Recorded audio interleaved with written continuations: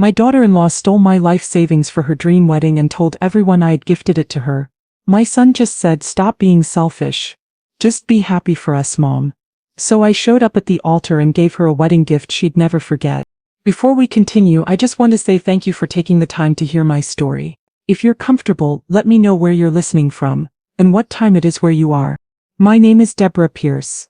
For 40 years I was a NICU nurse, a keeper of secrets and a quiet warrior for the most fragile of lives. I believe that my life, like the savings I so carefully accumulated, was a testament to patience and care. This is the story of how my own son and his fiancée staged a hostile takeover of my life's work, and how I orchestrated a final, public and legally binding merger of justice and consequences. Now let me tell you my story. Retirement, I had discovered, was a quiet country. After 4 decades spent inside the relentless high-stakes ballet of a neonatal intensive care unit, the silence of my small Atlanta bungalow was a balm to my soul. The constant, urgent beeping of heart monitors and the hushed running whispers of doctors had been replaced by the gentle rhythmic hum of my old refrigerator, and the distant cheerful sound of children playing in the sun-drenched street outside. At 63, I was finally the master of my own time, a luxury so profound it felt almost sinful. The ghosts of my old life were never far, of course. Sometimes in the dead of night I would jolt awake, my heart pounding, my ears straining for the sound of an alarm that wasn't there. My hands, even in sleep, still remembered the precise, delicate motions of inserting a feeding tube into a vein no thicker than a thread. I had been a warrior, a guardian at the gates of life for the most fragile of souls. My life's work had been to fight against the odds, to coax life into being where there was only a flicker of a chance, and that fight had left its mark on me, a core of unshakable quiet steel beneath my soft grandmotherly exterior. My greatest source of pride, the tangible result of a lifetime of sacrifice, was not my small tidy garden or my well-stocked library. It was a small, leather-bound passbook that I kept in a lockbox in my closet. It represented my nest egg, a substantial 6-figure sum that I had built, dollar by painstaking dollar, over 4 decades of grueling 12-hour shifts, of missed holidays and sleepless nights, of brown bag lunches eaten standing up in a cramped break room. It was my security, my freedom, my long-planned ticket to a comfortable, worry-free old age. It was the tangible proof that my life of quiet, relentless sacrifice had been worth it. My only child, my son Andre, was the center of my universe. He was an elementary school teacher, a good, kind man who had, I thought, inherited his father's gentle spirit. But since he had met Monique, a change had come over him, a subtle, creeping corrosion of his character that I had tried very hard to ignore. He became more distant, our weekly phone calls becoming less frequent, more strained, and there was always the subject of money. He never asked for it directly, not at first. It was always a hint, a casual mention of a car repair he couldn't afford, of a credit card bill that was higher than expected. I always helped, of course. I would transfer a few $100s into his account, a gesture I told myself was just a mother helping her son, but which I knew deep down was a tax I had to pay to keep him in my life. The news of his engagement to Monique Jennings was, on the surface, a joyous occasion. I had met her several times and she was a force of nature, a beautiful, charismatic woman who worked as an assistant to a high-end wedding planner. She moved through the world with a dazzling, almost hypnotic confidence. She had a smile that could disarm a hostile nation and a charm so potent it was almost a physical force. She looked at my son with a fierce, proprietary adoration that seemed to have completely bewitched him. I wanted to be happy for him, for them. I wanted to believe that this was the love that would finally give his life a sense of direction, of purpose. But I, a woman trained to spot the smallest, most subtle signs of distress, could not ignore the warning signs. I saw the way her eyes would glaze over when Andre talked about his students. I saw the faint, almost imperceptible curl of her lip when I mentioned my own modest life. And I saw the way my son seemed to shrink in her presence, his own quiet light dimmed by the blinding glare of her ambition. He was not her partner, he was her project. And I, his mother, was, I feared, nothing more than a potential investor. The wedding planning began almost immediately, and it was here that my vague, formless anxieties began to coalesce into a cold, hard dread.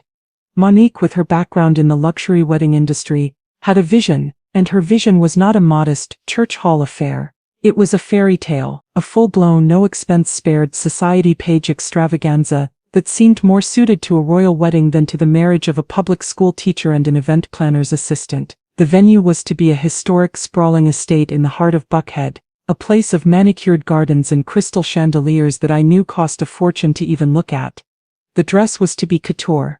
The flowers were to be flown in from Holland. The guest list was a sprawling, ever-expanding document of over 200 people. I, a woman who had built her life on the practical, unglamorous arithmetic of a nurse's salary, was quietly, profoundly horrified. André, a teacher, and Monique, an assistant, could not possibly afford this. The numbers simply did not add up. I raised my concerns as gently as I could. One Sunday afternoon, as Monique was showing me a portfolio of floral arrangements that I knew cost more than my first car, we were sitting in the small, tidy living room of the apartment she shared with André, a space that was already beginning to be transformed by her expensive aspirational taste. "This is all so beautiful, Monique," I began, my voice a careful diplomatic murmur, trying to soften the edges of my concern. "You have such wonderful taste, but it all seems awfully expensive. Are you sure you two can manage all this without starting your lives together in a mountain of debt?" Monique's brilliant smile never faltered for a second. She patted my hand, a gesture that was meant to be reassuring but felt strangely, subtly condescending, as if I were a sweet but clueless old woman who simply didn't understand the world of high finance. "Oh, Deborah, don't you worry your pretty little head about that," she said, her voice a silken, dismissive river of charm. "I'm in the industry. I have connections. I know how to get the most amazing deals. Besides," she added, her eyes glittering with a confidence that was almost hypnotic, "André and I believe in manifesting our dreams. You have to go big or go home. You have to project the image of the life you want, not the life you have, and we are not going home." And André, my son, my sensible, grounded son, just beamed, his face a mask of proud, oblivious adoration. He was completely, utterly under her spell. He saw her ambition not as a red flag, a sign of a dangerous disconnect from reality, but as a sign of her passion, her drive. He was not a participant in the planning of his own wedding. He was a happy, willing spectator at the coronation of his queen. I looked at my son, at his kind, honest, and utterly besotted face, and I let it go. What else could I do? To push the issue would be to risk being cast as the villain, the bitter, unsupportive mother-in-law, who was trying to clip her new daughter's beautiful wings. And so I smiled. I nodded, and I watched, with a growing sense of a deep and nameless dread, as my son and his fiancée began to build their beautiful, impossible fairy tale castle on a foundation of pure, unadulterated air. The illusion of family, the one I had so desperately wanted to believe in, was more fragile than I had ever imagined. The month leading up to the wedding was a whirlwind of frantic, expensive activity that consumed my quiet, peaceful retirement. My life was suddenly hijacked by a relentless barrage of bridal showers, dress fittings and cake tastings, each one more extravagant and absurd than the last. Monique was in her element, a beautiful, charismatic general, commanding an army of florists, caterers and photographers with a military precision that was both impressive and deeply unsettling. She moved through the world with the confident, unruffled grace of a woman who was born to be in charge. A woman who believed with every fiber of her being that she was owed the very best that life had to offer. But beneath the surface of her perfect, smiling facade, I began to sense a current of something else. A cold, hard, almost desperate ambition that was chilling in its intensity. It was in the way her eyes would dart around a room, assessing, calculating, always searching for a more important person to talk to. It was in the casual, dismissive way she treated the service staff, a stark contrast to the cloying, effusive charm she deployed on the wealthy and the influential. She was a woman who was constantly, relentlessly climbing, and she didn't seem to care who she had to step on to get to the top. The first concrete sign that something was truly terribly wrong came on a Tuesday morning, exactly 4 weeks before the wedding. I had been planning my own small post-retirement celebration, a quiet rebellion against the all-consuming madness of the wedding. It was a 3-week trip to Italy, a lifelong dream that was finally within my reach.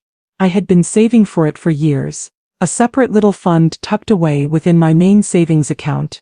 A secret personal goal that had nothing to do with my children or their needs. That morning, I went to my local bank, a quiet, friendly neighborhood branch, where I had been a customer for over 30 years, to withdraw the cash for my trip and to purchase the necessary traveler's checks. It was a happy, exciting errand, a final concrete step towards my own personal dream. I sat in the comfortable chair opposite the branch manager's desk, a kind, familiar man named Mr. Henderson, and made my request. He smiled, typed my information into his computer, and then his smile froze. A sudden shocking paralysis that seemed to drain all the warmth from his face. He stared at the screen, his brow furrowed in a confusion that was rapidly turning to alarm. He typed again, his fingers a slow, deliberate staccato as if he were trying to force the numbers on the screen to make sense. He looked from the screen to me, a look of profound, bewildered pity in his eyes, and then back to the screen. "Mrs. Pierce," he said, his voice a low, troubled murmur, a voice that was suddenly stripped of all its earlier professional cheerfulness. "There seems to be a problem." My heart gave a small, anxious lurch. A problem? What kind of problem? A computer glitch? A system error? "The problem?" I asked, my own voice a calm, rational denial of the panic that was beginning to bubble up in my chest. "Is what exactly, Mr. Henderson?" "Your savings account," he said, his eyes still fixed on the screen, as if he couldn't quite believe what he was seeing. It's empty." The words did not compute. It was as if he had spoken them in a foreign language, a collection of sounds that had no meaning, no reference point in my reality. Empty? My savings account? The account that held my entire life's work, my security, my future, my trip to Italy? It was a logical, factual impossibility. "There must be some mistake," I said, my voice still calm, still rational, a nurse's voice, trying to impose order on a chaotic, nonsensical situation. "I haven't made any large withdrawals. There should be over $200,000 in that account. Please, check again." Miss Henderson's face was pale, his expression a mixture of professional distress and personal sympathy. He swiveled the computer monitor around to face me, a gesture of sad final proof. "According to our records, Miss Pierce," he said, his voice grave and quiet, "a single online wire transfer was made from this account 1 week ago today. The entire remaining balance, $227,412.58, was transferred to a corporate account." He pointed a trembling finger at the screen. I leaned forward, my eyes struggling to focus on the small black letters, my heart pounding a slow, heavy funeral drum against my ribs. And then I saw the name of the receiving account, and the world tilted on its axis, the solid, reliable floor of my life suddenly giving way to a dark, bottomless abyss. The money had been transferred to a registered LLC, a business I had never heard of, a business with a name that was a declaration of war, a confession, and a death sentence for the family I thought I had. The name of the business was Monique Jennings Wedding and Event Service. The drive to Andre's apartment was a journey through a nightmare. The familiar Atlanta streets, the vibrant green of the trees, the bright, cheerful sunshine, it all seemed like a scene from a movie, a world that was moving on oblivious to the catastrophic personal earthquake that had just leveled my own. My hands were gripping the steering wheel so tightly that my knuckles were white, but I have no memory of the actual mechanics of driving. My mind was a chaotic whirlwind of disbelief, denial, and a terrifying dawning certainty that was so monstrous I could barely let it take shape. Monique, she had done this. She had stolen my entire life's savings to fund her ridiculous, extravagant fantasy wedding with the fruits of my life's labor. She had not just accepted my help, she had plundered my future. But how could she have gotten my account numbers, my passwords, my personal information? The question hung in the air, unanswered, a terrifying mystery. I arrived at their apartment in a state of cold, numb shock. I didn't have a plan. I just knew I had to confront them, to see the truth, or the lie in their eyes. I used my own key to let myself in, my hand trembling so badly I could barely fit it in the lock. The scene that greeted me was one of domestic bliss, a beautiful, fraudulent diorama of a happy family life. They were in the living room, surrounded by a mountain of newly delivered wedding gifts, a bottle of champagne open on the coffee table. They were laughing, a sound of pure, uncomplicated joy that was a brutal physical assault on my shattered heart. They looked up, surprised to see me, and their laughter died, replaced by a sudden awkward silence. My face, I am sure, was a mask of pure, unadulterated horror. I must have looked like a ghost, a specter from a world of consequences that they had foolishly believed they could escape. Andre was on his feet in an instant, his kind, handsome face a picture of genuine concern. "Mom, what's wrong? You look like you've seen a ghost." But before I could speak, before I could unleash the torrent of accusations, the ugly damning truth that was choking me, Monique enacted the most brilliant, most diabolical performance of her young predatory life. Her face, which had for a split second held a flicker of pure animal panic, transformed itself into a mask of radiant, tearful joy.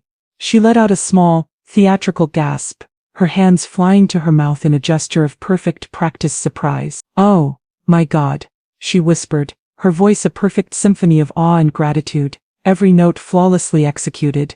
"You found out? Oh, Deborah. I wanted to tell you, to thank you properly, but you were so quiet about it, so humble. We didn't know what to say." She rushed towards me, her arms outstretched, and enveloped me in a hug that felt like a cage of snakes.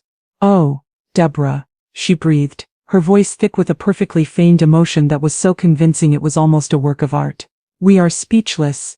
Absolutely, utterly speechless. Your gift, it's the most generous, most incredible thing anyone has ever done for us.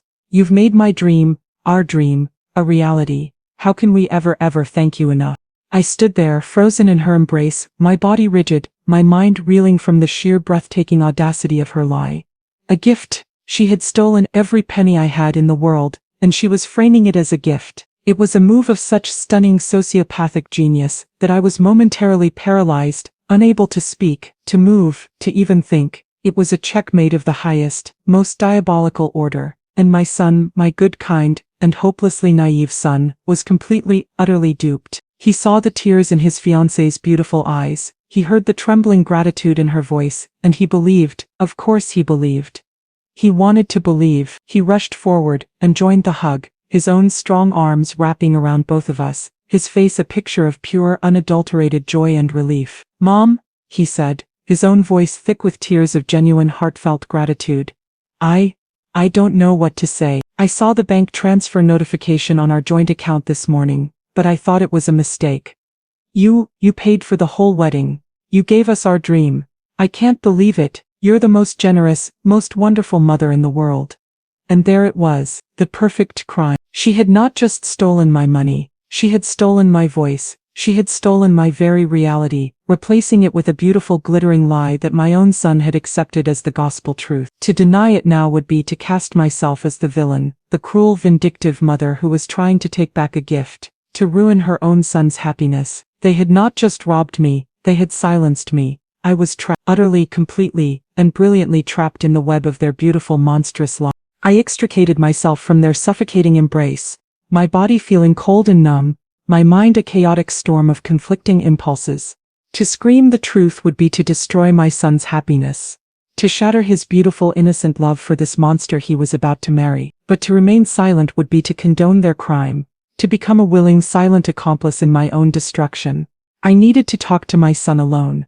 I needed to get him away from the hypnotic, venomous charm of his fiancée. I mumbled something about needing a glass of water, a feeble excuse to get away from the suffocating atmosphere of the living room. Monique, ever the gracious hostess, offered to get it for me, but I insisted, my voice a little too sharp. "No," I said, "I'll get it." "Andre, can you come with me for a moment? I want to ask you about the seating chart." It was a clumsy, transparent pretext, but it was the best I could do. Monique's eyes narrowed for a fraction of a second, a flicker of suspicion in their dark, beautiful depths, but she just smiled her brilliant, dazzling smile. "Of course," she said. "You two go ahead. I'll just be here admiring our new crystal." The last word was a small, triumphant little twist of the knife. I led Andre into the small galley kitchen, the silence between us thick and heavy. I closed the door behind us, a flimsy barrier against the powerful, corrupting force in the other room. I turned to face my son, my heart a raw, open wound. I had to try to break the spell she had cast over him. "Andre," I began, my voice a low, pleading whisper, "we need to talk about the money. You have to listen to me. I did not give you that money. I did not give Monique that money. It was stolen." I watched his face, praying for a flicker of understanding, a glimmer of doubt, but there was nothing. His expression, which had been one of pure, uncomplicated joy, was now clouding over with a look of confusion and a dawning, terrible disappointment. But the disappointment was not directed at his fiancée. It was directed at me. "Mom," he said, his voice a low, warning tone, "what are you talking about? We just thanked you. It was the most incredible gift anyone has ever given us. Don't ruin this." "Ruin this?" I asked, my own voice rising with a note of incredulous hysteria. "Andre, she stole my life savings. She emptied my entire bank account. That was my retirement, my future. That was 40 years of my life. He shook his head, a look of profound, pitying sadness on his face, as if I were a confused, senile old woman, a difficult relative who was having a momentary, paranoid episode. Mom, I know you've been lonely since Dad died, he said, his voice the gentle, placating tone one uses with the mentally ill. And I know all this wedding stuff has been a lot for you, but you can't just change your mind about a gift like this. It's not fair. Monique, she's been working so hard. This wedding is everything to her. His words were a series of small, sharp blows to my heart. He wasn't just disbelieving me, he was diagnosing me. He was siding with her beautiful glittering lie, against his own mother's ugly inconvenient truth. He was choosing the fantasy over the reality, and then he delivered the final killing blow. The words that would echo in my mind forever. The words that finally irrevocably severed the last frayed thread of our bond. He took my hands in his grip surprisingly firm, his eyes looking directly into mine, not with love but with a cold heart and utterly final resolve. Mom, he said, his voice a low chilling command. What is your problem? You have all that money just sitting there. You weren't even using it. Stop being so selfish. This is the happiest I have ever been. For once in your life, stop thinking about yourself. Just be happy for us. Us. The word was a final brutal twist of the knife. It was no longer him and me against the world. It was him and her against me. I pulled my hands from his grasp as if I had been burned. I looked at my son, at this stranger wearing his face, and I saw not a hint of the kind, gentle boy I had raised. I saw only a weak, foolish man who had become a willing, happy accomplice in his own mother's destruction. I drove home from my son's apartment in a state of cold, numb shock. The world outside my car window seemed to be moving in slow motion. The familiar, vibrant streets of Atlanta rendered in a dull, muted gray. The pain of my son's betrayal was so profound, so absolute, that it had moved beyond the realm of mere emotion. It was a physical state, a cold, heavy and permanent alteration of my own personal chemistry. The love I had felt for him, a force that had been the sun in my own personal solar system for over 30 years, had been extinguished, leaving behind a dark, cold and empty void. I returned to my small, quiet bungalow, the silence of the house no longer a comfort but a mocking echo of my own profound isolation. I was utterly, completely alone. I had no other children, my husband was gone, and my only son, my pride and my joy, had just looked me in the eye and called me selfish for wanting to keep my own hard-earned life savings. He had not just chosen his fiancée over me, he had chosen her crime over my truth. He had become a willing, happy participant in my destruction. I sat in the darkness of my living room for a long time, the ghosts of the life I thought I had flitting through the shadows. I saw Andre as a little boy, his face full of a sweet, uncomplicated love for his mother. A love that I now saw was as fragile and as fleeting as a summer cloud. I saw the man he had become. A weak, foolish man who had allowed himself to be so completely bewitched by a beautiful, predatory woman that he had sacrificed his own mother on the altar of her greed. The grief was a physical weight, pressing down on my chest, making it difficult to breathe. But as the hours of the night wore on, as the first faint gray light of dawn began to creep through the blinds, a new, unfamiliar feeling began to smolder in the cold, dead ashes of my heart. It was rage. A quiet, focused and utterly determined rage. And in that moment something inside me, something that had been soft and yielding and endlessly forgiving, finally hardened into a core of pure, unshakable steel. The grieving, heartbroken mother was gone, and in her place, the cool, methodical and relentlessly determined NICU nurse, the woman who had spent her life fighting impossible battles and winning them, began to emerge from the wreckage. I had spent my life in a state of quiet, competent control. In the NICU I had been the calm center of a storm of life and death emergencies.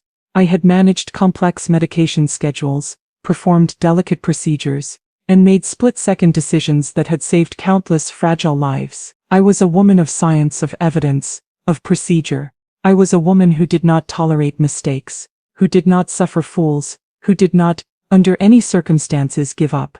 And I realized with a jolt of grim, empowering certainty that this was not a family drama. This was a crime scene, and I was the only one who could process the evidence. The shift in my perspective was immediate and profound. The fog of my grief began to recede, replaced by a cold, hard and utterly liberating clarity. My objective was no longer to win back my son's love, which I now knew was a lost cause. My objective was to win back my life. And to do that, I needed to build a case so airtight, so irrefutable, that it would not just expose their lie, but would utterly, completely and publicly annihilate it. My son had told me to be happy for them, and I decided in the cold, quiet light of that new day, that I would be happy to attend their wedding. And I would be bringing a gift of my own, a gift of pure, unadulterated and legally binding justice. The next morning, I woke with a sense of purpose I hadn't felt in years. The house was still quiet, but it was a different kind of quiet now.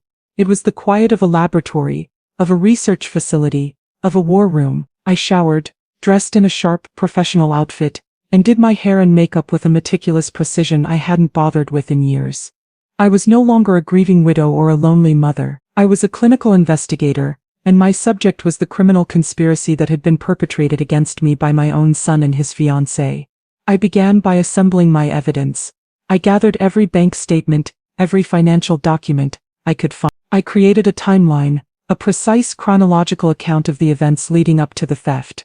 I wrote down verbatim the words my son had spoken to me in his kitchen, the cruel gaslighting phrases that were in their own way as damning as any forged signature. I was building a dossier, a comprehensive, evidence-based narrative of their crime. I was no longer a participant in their drama. I was the author of their downfall.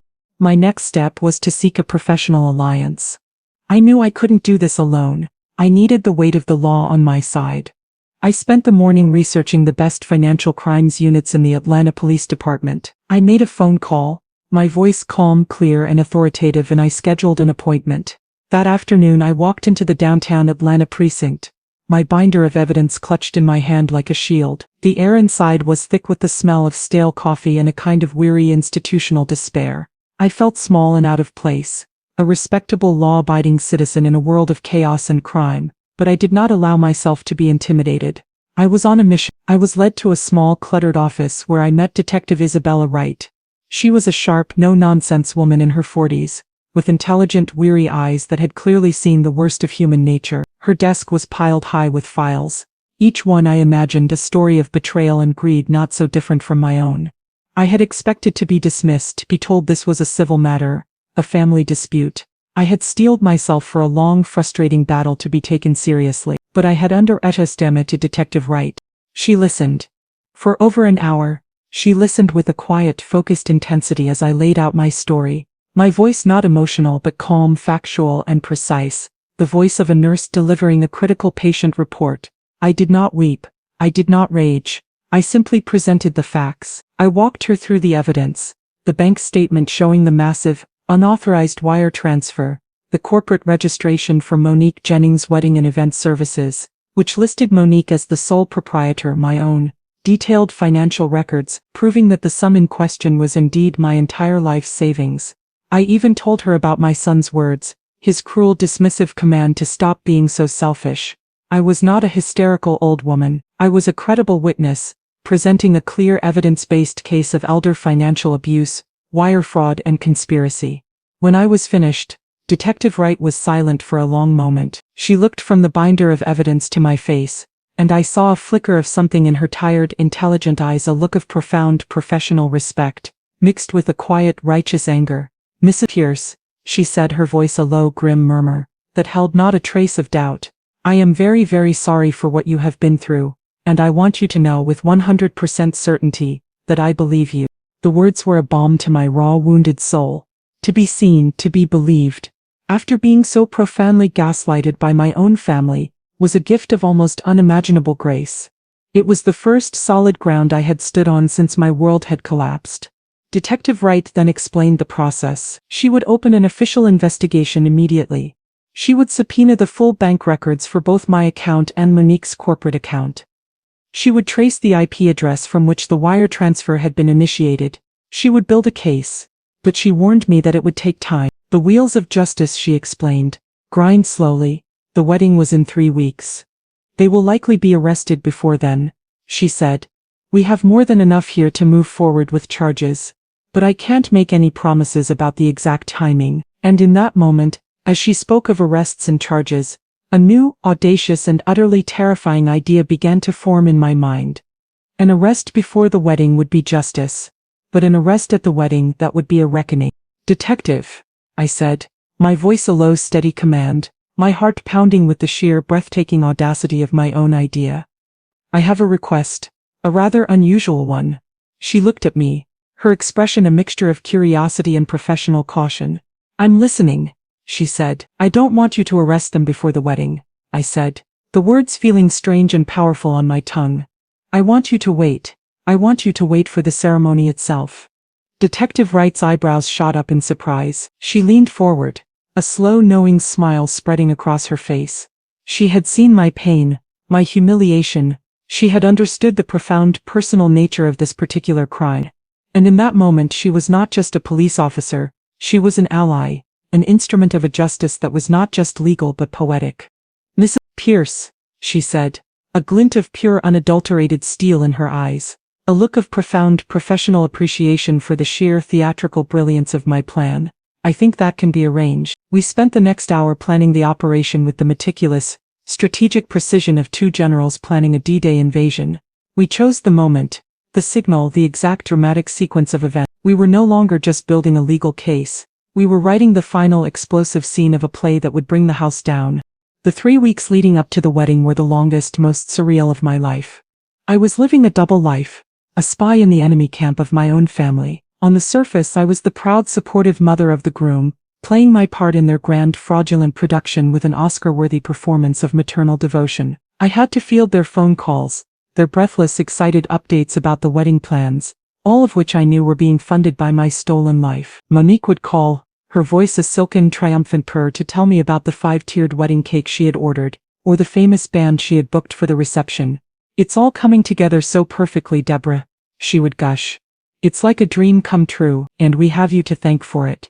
I would murmur my approval, my own voice a carefully constructed mask of warmth and generosity, while a cold, hard knot of rage tightened in my stomach. Andre would call, his voice full of a genuine boyish excitement that was almost more painful to listen to than Monique's lies.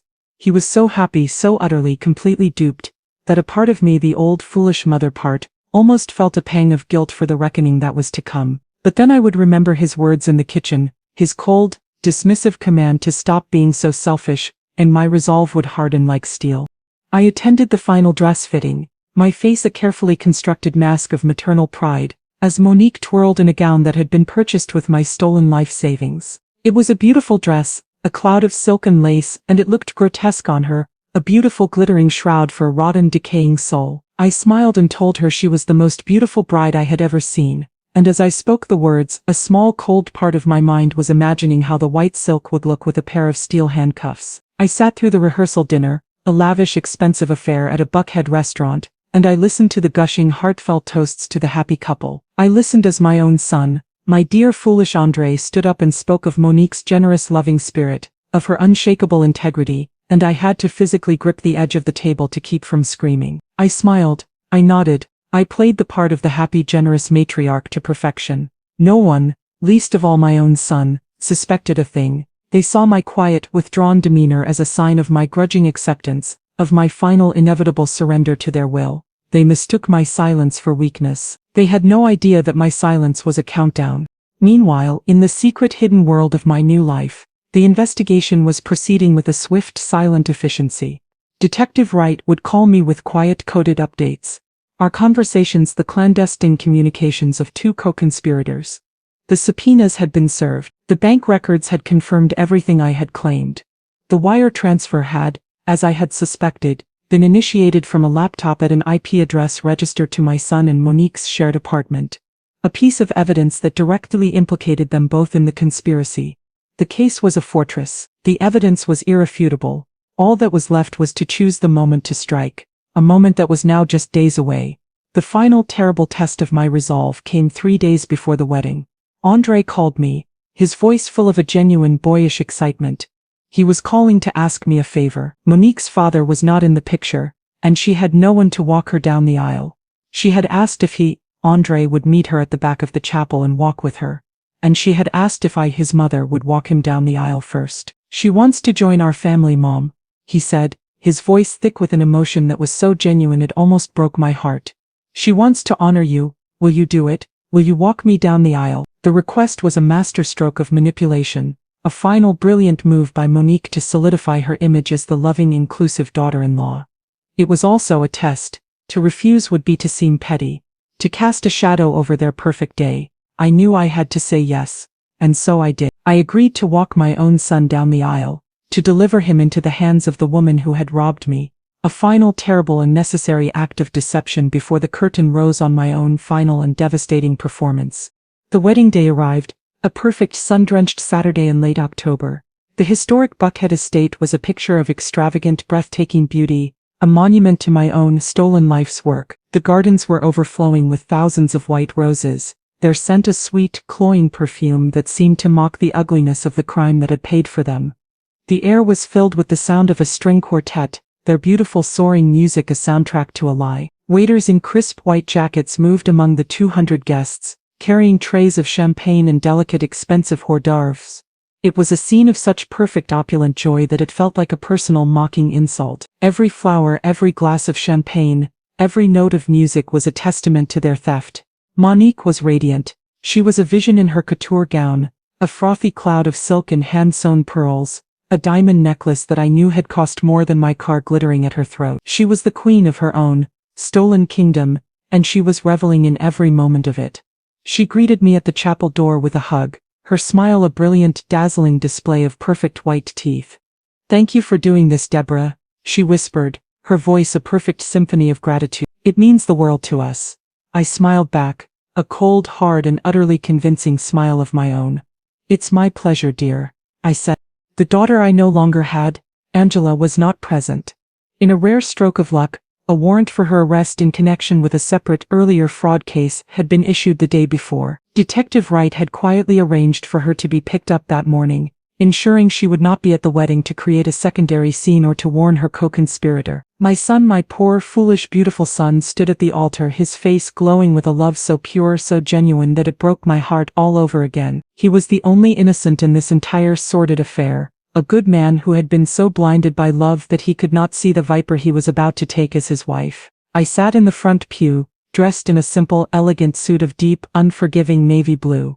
I was not the mother of the groom. I was a Trojan horse, a secret hidden army of one, waiting for the signal to open the gates and let justice pour in. The ceremony began. The music swelled. The guests, a collection of Atlanta's finest, murmured in appreciation at the sheer breathtaking beauty of it all. And then, the moment came. The officiant, a man with a kind, gentle face, smiled at the happy couple, who were now standing hand in hand before him. He spoke of love, of trust, of the sanctity of marriage, and then, he reached the final fateful lines of the ceremony. He turned to the assembled guests. "And now," he said, his voice a warm, resonant baritone, "if there is anyone here who can show just cause why these two should not be joined together in holy matrimony, let them speak now, or forever hold their peace." It was a traditional rhetorical question, a moment of polite, expected silence, a moment that I was about to fill with a truth so loud, so explosive, that it would bring this entire fraudulent temple crashing down. The officiant's words, "Speak now or forever hold your peace," hung in the warm sun-drenched air, a formal final invitation. The 200 guests, as expected, remained silent, their faces a sea of beatific smiling approval. The string quartet held a long dramatic chord, waiting for the officiant's cue to begin the triumphant recessional. Monique turned her radiant smiling face to André, a look of pure unadulterated triumph in her eyes. She had done it. She had pulled off the perfect crime, and her reward was this perfect stolen day. But the silence was broken. Not by me, not yet. It was broken by the sound of the grand oak double doors at the back of the open-air chapel, swinging open with a slow, deliberate, and undeniable authority. Every head in the congregation turned, a collective, rustling wave of curiosity and surprise. The string quartet confused, faltered, the beautiful soaring chord dying in a flurry of discordant notes. And into that sudden, profound silence, the uninvited guests arrived. First came two uniformed Atlanta police officers, their presence in this temple of love and luxury a shocking, surreal intrusion. They did not look angry or aggressive. They looked calm, professional, and utterly implacable. And behind them, walking with the quiet, unshakable confidence of a woman who held all the cards, was Detective Isabella Wright. She was not in uniform. She was dressed in a sharp, dark pantsuit, her badge clipped to her belt, a clear, official-looking folder in her hand. A wave of stunned, horrified disbelief washed over the faces of the guests. A low, panicked murmur rippled through the crowd. I saw my son's face, his expression of pure uncomplicated joy crumbling into a mask of pale, terrified confusion. He looked at me, a silent, pleading question in his eyes, but I did not meet his gaze, and I saw Monique's beautiful, radiant face contort into a snarl of pure, unadulterated hatred. The game was over. The trap had been sprung. I stood up. My movement was slow, deliberate, and in the dead silent chapel it was as loud as a gunshot. I smoothed the lines of my navy blue suit, a quiet, unconscious gesture of a woman preparing for battle. And then, I began to walk. I walked with a slow, steady and resolute pace down the long, petal-strewn aisle. My sensible, low-heeled shoes made a soft, rhythmic clicking sound on the stone floor. A quiet, inexorable drumbeat of a reckoning long overdue. I did not look at the stunned, whispering guests who craned their necks to get a better look at the unfolding drama. I looked only at my son. I walked until I was standing directly in front of the altar, directly in front of the man I had raised, the man whose life was about to be irrevocably shattered. I stopped, and in the ringing absolute silence that now held the entire congregation in its grip, I held up my hand, not in anger but as if to ask for permission to speak. The poor, bewildered officiant, who looked as if he were about to faint, just stared at me, his mouth agape. So I spoke. "I have a reason," I announced, my voice not a shout, but a clear, steady and carrying statement of fact that echoed through the silent, sun-drenched chapel.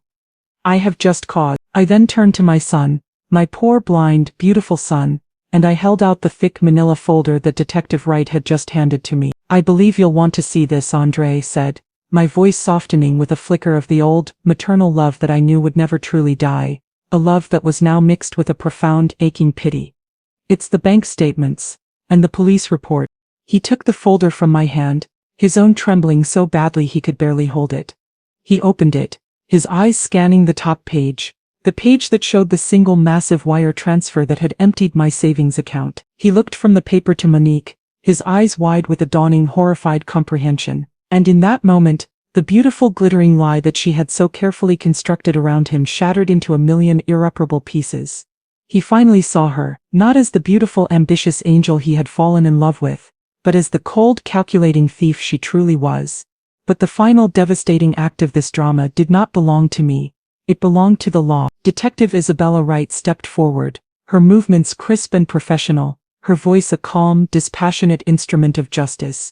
She stopped in front of the altar, in front of the bride, who was now standing frozen, her face a mask of pure impotent rage. "Monique Jennings," Detective Wright said, her voice clear and strong, cutting through the stunned silence, "you are under arrest for wire fraud, theft by conversion and financial elder abuse." The collective gasp of the 200 guests was a hurricane of sound. Monique let out a strangled, hysterical shriek, a sound that was half rage, half terror. "This is a lie," she screamed, her voice a shrill, ugly thing that bore no resemblance to the silken, charming tones she usually employed. "It was a gift. She gave it to me. Tell them, Andre. Tell them it was a gift." But Andre was not looking at her. He was staring at the bank statements in his hand, his face a pale, ghostly mask of a grief, so profound it was beyond words. He had been a fool, a pawn in a game he hadn't even known. He was playing. His perfect fairy tale wedding was a sham. His perfect fairy tale bride, a monster. The dream wedding had imploded into a scene of public catastrophic humiliation. The two uniformed officers stepped forward, their movements efficient and impersonal. They took Monique's arms, which were still clutching a ridiculously oversized bouquet of expensive imported roses, and pulled them behind her back. The sharp metallic click of the handcuffs snapping shut was the only sound in the chapel.